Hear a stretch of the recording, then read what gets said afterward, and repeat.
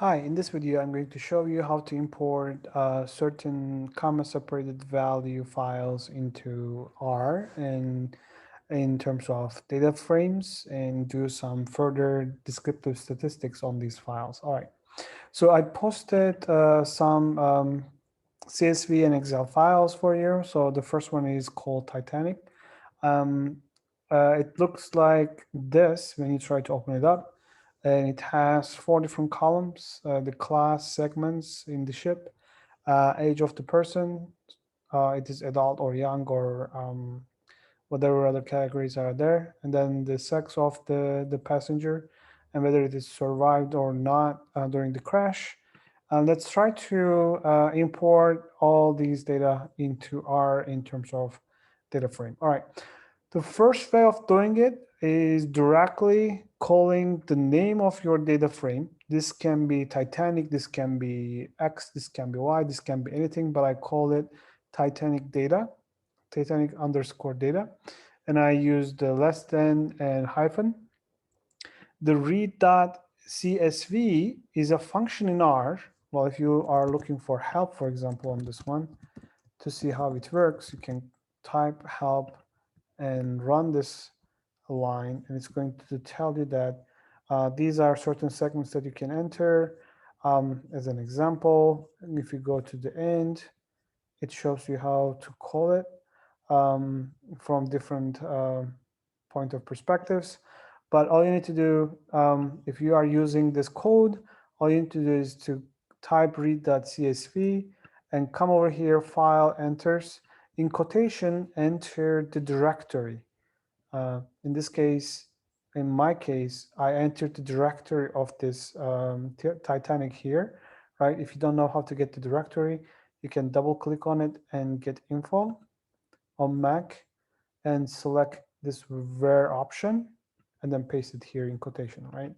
And it should be your directory. What R does in that case, it goes to this directory and then reads this data from here, okay? On Windows, this is similar. If you need to, if you know how to get the directory, and then paste it here with titanic.csv at the end, right? In quotation, it is going to read your file to you, right? But a much easier way of importing dataset is called it can be found here when you see on the top right where it says import dataset. We are going to click on the arrow button here, pointing downwards, and say select from text, this case, right? If you select from text, go to the Titanic directory. I keep it in my Dropbox. Go to it. Okay, here. I locate it here under my folder and I hit open. It gives me a good look at it, right? It looks great. And then the name should be, I name it Titanic data with small letters, Titanic underscore data. You don't need to change this, but heading, I make sure that is click yes, because the first row is going to be the name of my columns or vectors in data frame. It is separated by comma and nothing else, all right? Looks good. And I hit import. Okay, it imports it. It keeps it as a different data frame object here on the top right of R, right? And I do see that those are character, character, character, and character. And I do see it in a different column like this. You can just close it and you can come back to it later. Right? If you do not want to write this code, I don't need to really actually write this code anymore because my Titanic data is already imported and it has a name that I want it, and that's good to go, right? What I can do here is I can come over here and I can call it to see what it displays me on console. I did use a different name. I think the name was Titatic. All right, well, the name was incorrect. So let me see if I can rename it. Can't rename it here, I guess. So what I will do is I'll delete this. Or maybe I just call one more time.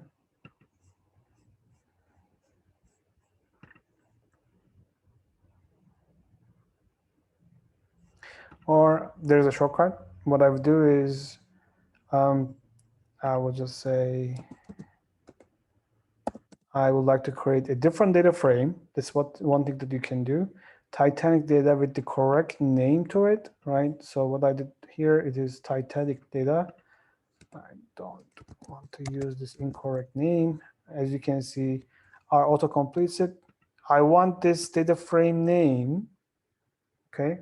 Well, actually the whole data frame assigned to a different data frame with the correct name, Titanic data. I would like to execute this. All right, now I can display my Titanic data on the console, right? So you can see that I do have two exactly same data frames, one with Titanic data name and one with the correct name, right? So it is going to occupy more space here, but that's not a problem for me because I'm not running a huge amount of operations.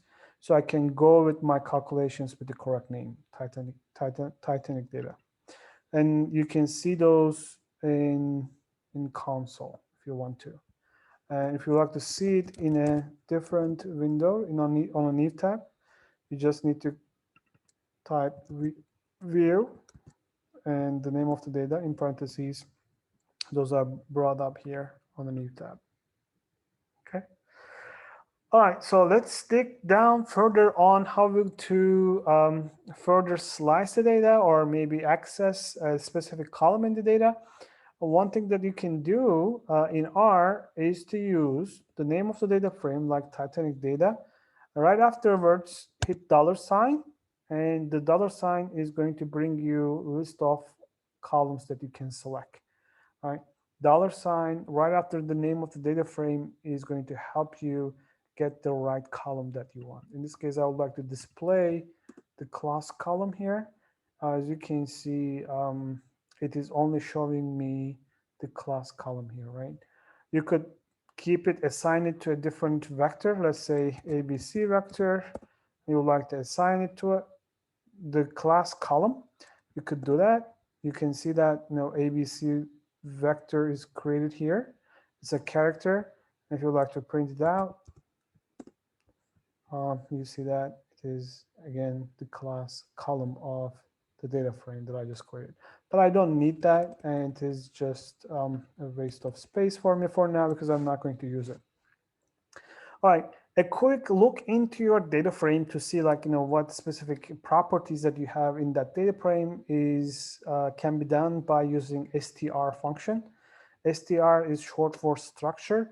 So this basically tells me that I am going to look into the structure of the data frame called Titanic data. So let's execute this line. You see that it's telling me that my data frame has 2,201 observations, basically rows, and 4 columns or 4 variables. The variable names are like class, age, sex, survived. See that $sign, right? It implies that this is different column. And the first 4 observations in each column here, right? Just to see whether you are calling the right data frame or not. And it is basically telling me that those are all characters. Well, the fact that R understood them as character might be problematic for me because if you look at this Titanic data, I do have actual different categories here, right? I want R to understand that those are actually literally different categories. So if it is a yes, it's one category. If it's a no, it's a different category. And if you like to change the character into a categorical variable, you use as factor function. So what you're going to do, you are going to call each column of our data frame, Titanic data frame. Right? For example, this one, the selected function on the left is going to call the class column of the data frame. And what it does is it is assigning factorized or categorized version of the same column to it. Okay, it literally converts the characters into categories so that we understand, we tell R that, hey, these are categories, not characters only. Okay, what I will do is I will select this whole 4 lines of the code, and I'm going to hit Command and Enter. Okay, it is not creating a different Titanic data frame here. It is going to be modifying the Titanic data frame columns, right? So now, once you hit again structure Titanic data, you see the differences here, right? It is basically telling you that now class, age, sex, and survived are factor columns. You see that the factor column class has 4 levels, 4 different levels. Factor class age has 2 levels, adult and child. Sex has 2 levels, female and male. And survived column has 2 factors as well. Why these are important? Because it's going to give you much more flexibility to count or do some more statistical information or inside verification out of these categorical variables. Okay, so the first one is table function. Right. So again, if you need any help with the table function and what it does, you can just type help in parentheses the name of the function. Hit Command Enter. It brings it up on the bottom right. But I'll tell you, this is going to be showing a specific column statistics. Like, let's run it. Titanic underscore data $ class is going to give me my first column, and I put it in the table function and hit Command and Enter. What it does is these are different 4 categories that I had in this column. It counted the number of occurrences that I had for a specific category in that specific column. So basically, I had 885 passengers from the crew category, 325 from the first, 285 from the second, and 706 from the third class. Okay. You can assign this. This is literally the same function, same code here. Okay, you can assign it to a class table. This is class table is just going to be a table object in R, and it's going to keep it, on the memory. Another nice way of actually generating statistics is called prop table. It is going to be a proportion table. The numbers are going to be converted into proportions with this function, right? So if you hit Command and Enter, you see that like the percentage of different classes in your data set. But pay attention to it. So I kept my table Titanic $ class, right, in class table object, and I passed it along to proportion.table. Instead, you don't have to actually create this object. What you could do is you could literally copy this whole thing and paste it here, and it should still work. Okay, but I just didn't want to do it, and I just wanted to show you how you can actually pass same information to different variables like this. Okay. One last thing that I'm going to show you in this video is a very nice, very easy to use function. It's called summary. So whenever you import your data frame into R, the first function that you may need to call is this summary, in parentheses the name of the data frame. Let's execute this line and see what it does for us. It does give us basically what we are looking for, right? So we were basically dealing with this table function for a specific column, but summary does it all. Summary basically summarizes the number of observations that we had in a certain column, since these are all categorical columns now, basically the number of occurrences of different values in that column. Okay. So on the next video, I'm going to show you how to install packages in R, how to load packages in R, and some more further information on data frames that you can do.